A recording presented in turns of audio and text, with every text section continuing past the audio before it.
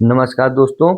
UP TET और CTET की श्रृंखला में जो इतिहास का पाठ या सामाजिक विषय का पाठ था उसमें आज हम रोलेट एक्ट के बारे में पढ़ेंगे।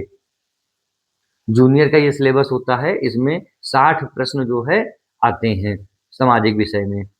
तो 1919 में सेडिशन कमेटी की सिफारिश पर ब्रिटिश जज सिडनी रॉलेट की अध्यक्षता में एक समिति का गठन किया गया, जिसकी सिफारिश पर रॉलेट एक्ट बनाया गया, जो 1919 में भारत आया, जिसमें बिना मुकदमा चलाए किसी को भी कैद कर सकते थे। तो एक सवाल ये बनता है कि कब बना रोलेट एक्ट? तो 1919 में। किस कमेटी की सिफारिश पर? तो सेडिशन कमेटी। इसके जो अध्यक्षता थे वो एक जज थे, सिडनी रॉलेट। 19 मार्च 1919 को रॉलेट एक्ट, जिसका जो ओरिजिनल नाम था वो था अराजकता एवं क्रांतिकारी अधिनियम, the anarchical and revolutionary crime act of 1919। दोस्तों इसको जरूर याद रखिएगा।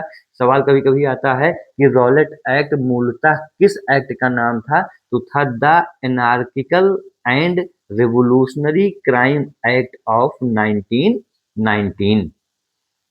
भारतीयों ने इसे काला कानून कहा और बिना वकील, बिना अपील, बिना दलील का कानून कहा, क्योंकि इसमें बिना किसी भी सुनवाई या किसी से पूछे डायरेक्ट गिरफ्तारी होती थी।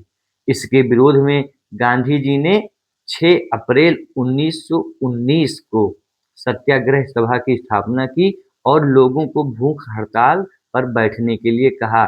इस कारण इन्हें गिरफ्तार भी किया गया।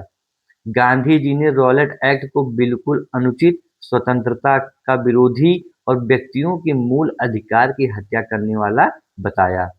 गांधी जी ने रॉलेट सत्याग्रह के लिए 3 राजनीतिक मंच का उपयोग किया: होम रूल लीग, खिलाफत और सत्याग्रह सभा। दोस्तों इन तीनों का नाम हमें याद रखना है।